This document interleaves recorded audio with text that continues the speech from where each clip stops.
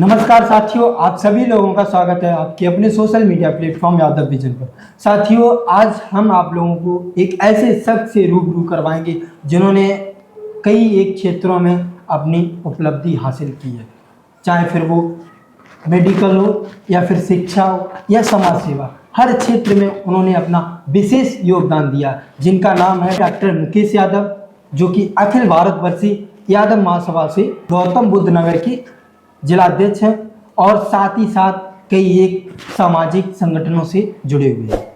तो सर, स्वागत है हमारे प्लेटफॉर्म पे आपका। धन्यवाद। अच्छा सर, कुछ थोड़ा बहुत अपने बारे में बताइए। आपका लाइफ का जो स्ट्रगल रहा, कैसा रहा, आप कहाँ से बिलोंग करते हैं? हम बेसरक गांव के ही मूल निवासी हैं। बेसरक गांव जिला गौतम बुद्ध नगर में पड़ता है और बस स्टार्टिंग में थोड़ी पढ़ाई की, इंटर तक की हमारी शिक्षा है। हमारे पिताजी जो है अनपढ़ थे, तो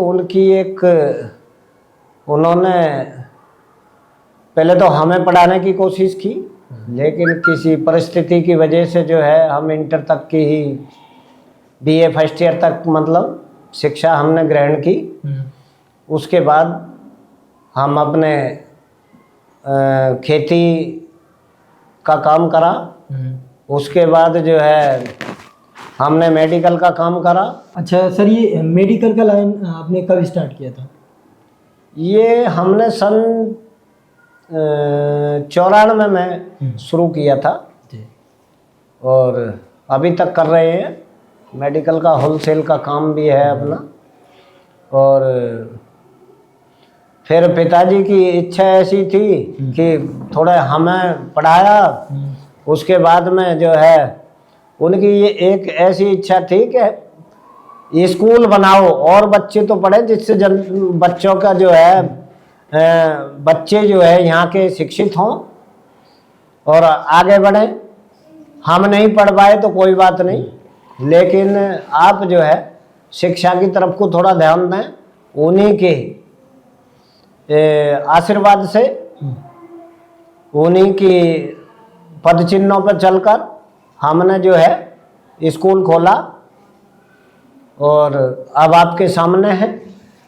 जैसा कि अभी अंकल जी आप बता रहे थे कि आपके पिताजी पढ़े लिखे नहीं थे, बट मैं उनको पढ़ा लिखा मानता हूँ, क्योंकि बात करें उनकी जो सोच थी ना कहीं बहुत ही अच्छी लेवल की थी। तो जो कि खुद नहीं पढ़े और आपको ग्रेजुएशन करवाया, उसके बाद एक बढ़िया आपको स्कूल खुलवाया उन्होंने जो स्कूल इसकी नींव रखी। आज हजारों बच्चे पढ़ रहे हैं, तो ग्रेट है ऐसे पर्सन्स। मैं तो नहीं मानता हूँ कि वो अनपढ़ थे, हम तो मानते हैं कि उनकी जो विचारधारा थी कहीं ना कहीं संघर्षपूर्ण और ज्ञान देने वाली विचारधारा थी। उस विचारधारा से हमें कुछ ना कुछ सीखना चाहिए और ऐसी विचारधाराओं को हमेशा जिंदा रखना चाहिए। बाकी सर ये बताइए, जो आज का जो एजुकेशन का दौर है, शिक्षा का दौर है, तो इसमें महंगाई क्यों इतनी ज़्यादा हो रही है?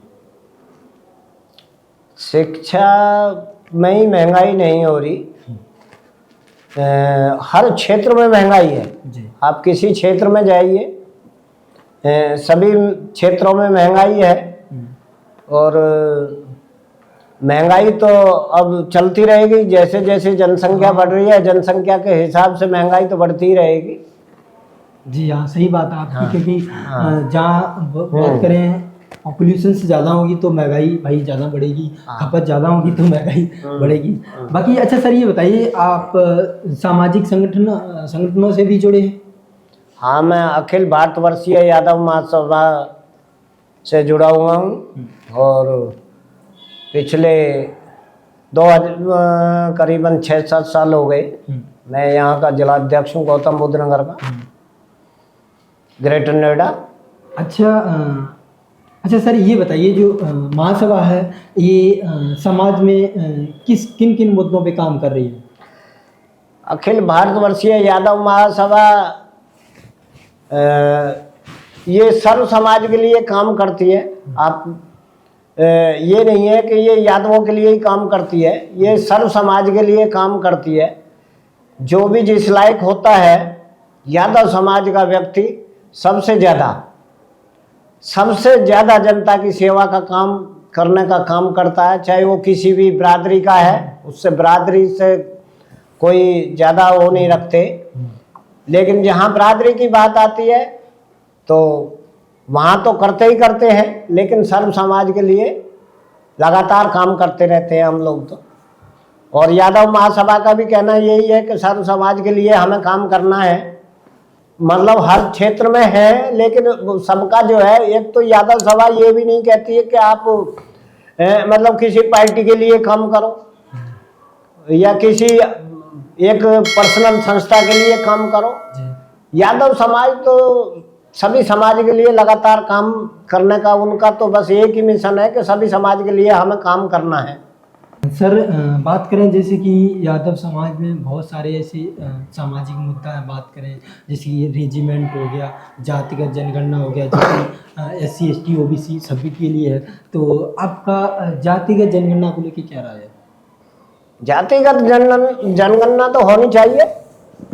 जातिगत जनगणना से ये पता लग जाएगा कि हमारी असलियत जनसंख्या क्या है, हमारी कितनी हिस्सेदारी होनी चाहिए थी, कहाँ कितनी हिस्सेदारी होनी चाहिए थी, वो तो जब ही तय हो सकता है जब हमारी जातिगत जनगणना होगी। सर बाकी मैंने देखा है आपके और कई एक संगठनों में आपका पार्टिसिपेट है, बात करें किसान समिति में, तो आप किसान समिति आपने क्यों ज्वाइन किया? नहीं, किसानों का मुद्दा या नोएडा में, ग्रेटर नोएडा में जब से ये प्राधिकरण बना है तब से जो है किसानों का यहाँ शोषण कर रहा है ये प्राधिकरण। अच्छा। तो इनके खिलाफ हम लगातार लड़ाई कर रहे हैं। और मैं किसान संघर्ष समिति का कोषाध्यक्ष हूँ। वैसे गांव में भी एक हमारे किसान जो है सेवा समिति है, ग्राम सुधार समिति, मैं उसका सदस्य भी रहा हूँ, ग्राम सभा का मेंबर भी रहा हूँ। और मतलब किसानों के लिए तो बस वो लड़ाई लड़ते ही रहते हैं। तो ये तो हमारा अब ये समझो कि उसमें किसी जाति बिरादरी का तो कोई मतलब नहीं होता, कोई मतलब नहीं। सभी किसानों की लड़ाई हम लगातार लड़ रहे हैं। अच्छा सर ये बताइए आपने समाज के लिए क्या क्या काम किया? समाज के लिए करते रहते हैं अपना, जो भी हमारे लायक सेवा होती है, जितनी हमसे बनता है वो बेटियों की शादियों में भी इस तरीके से जो है अपना जहाँ अपनी भूमिका जितनी होती है उतनी निभाने का काम करते हैं। अच्छा सर ये बताइए, जैसे बात करें किसानों का, आज हमारे देश में बहुत ज़्यादा शोषण हो रहा है। हाँ। चाहे कोई भी सरकार है किसानों का शोषण करती है, हर जगह हर राज्य में और हर सीजन पे। ये हकीकत है। क्यों? ये नहीं, ये हकीकत है।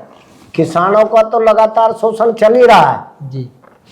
जो कोई भी सरकार आए, कोई भी, भाई हमारे यहाँ हम अगर उत्तर प्रदेश की बात करते हैं, अगर हम उत्तर प्रदेश की बात करते हैं तो यहाँ पहले बहुजन समाज पार्टी की सरकार थी, फिर समाजवादी की आई, अब भारतीय जनता पार्टी की है। लेकिन किसी भी सरकार ने किसानों का शोषण बंद नहीं किया। किसानों का तो लगातार सभी सरकारें शोषण करती आ रही हैं। लेकिन बट कहीं ना कहीं मुझे आज के दौर में मालूम पड़ रहा है कि मरे जवान मरे किसान, क्योंकि बात करें जवान है वो बॉर्डर पे मर रहा है और किसान है वो फसल पे मर रहा है, खेत में मर रहा है। नारा तो उनका बहुत अच्छा था, जय जवान जय किसान। अब क्या है, आपके यहाँ तो और उल्टा हो रहा है। क्या हो रहा है? आपके यहाँ तो उल्टा ये हो रहा है कि किसान जवानों को ही आपस में मारा जा रहा है। जो ये यहाँ प्राधिकरण जो काम कर रहा है, ये प्राधिकरण तो किसान और जवानों को लड़ाता, आप ऑफिस में बैठे रहते हैं। आप तो ऑफिस में बैठे रहते हैं, लेकिन किसान और जवान आपस में लड़ते रहते हैं। सरकारों का शोषण क्या है? शोषण, किसान का शोषण करने का तरीका ये है, किसान और जवान को लड़ाना। अच्छा, जैसे अभी दिल्ली में जो किसान धरना धर रहे थे, तो बात करें जो जवान थी वो किसानों को मारा, उन पे गोलियां चला रहे थे, बात करें जेसीबी से कई एक जगह पे उनको क्षति पहुंचाएगी, है ना। अच्छा सर, नहीं, यहाँ की जो लड़ाई है, यहाँ प्राधिकरण की लड़ाई दूसरी है, उन लोगों की जो लड़ाई है वो दूसरी लड़ाई है। उनकी एमएसपी की लड़ाई है, उनकी एमएसपी की लड़ाई है। वहां भी किसानों का शोषण लगातार हो रहा है। हमारे यहाँ तो अब हम एमएसपी का हमें करना क्या है, हमारे लिए तो कुछ बचा नहीं है एमएसपी का। हमारे यहाँ तो सरिया बूगी, जहाँ फसल बोती थी वहाँ सरिया बूगी। सरिया बूगी मतलब मतलब बिल्डिंग खड़ी हो गई। अच्छा, प्राधिकरण ने बिल्डिंग खड़ी कर दी, नोएडा अथॉरिटी ने, नोएडा अथॉरिटी ने, ग्रेटर नोएडा अथॉरिटी ने। तो साथियों, जैसा कि आज सर से बात किया मैंने, ऐसे लोग समाज में होना चाहिए कि जो बात करें एजुकेशन में भी अपना सहयोग दें, समाज सेवा में अपना सहयोग दें, और जैसा कि सर ने अभी बताया ये किसान समिति में भी अपना सहयोग दे रहे हैं। तो कहीं ना कहीं हमें लगता है ये 4-4 आदमियों का काम अकेले कर रहे हैं। तो ऐसे इंसानों की आज हमारे समाज में बहुत ही ज़्यादा ज़रूरत है, और ऐसे इंसान दिनों पे दिनों कम हो रहे हैं। क्योंकि बात करें आज का जो इरा है वो पैसे का इरा है और अपन स्वार्थी का इरा है। लोग अपने लिए जीते हैं, बट हम देखते हैं बहुत ही कम लोग होते हैं जो दूसरों के लिए और समाज के लिए जीते हैं। बाकी सर बहुत बहुत धन्यवाद जो आपने अपना कीमती वक्त दिया है। धन्यवाद। Thank you.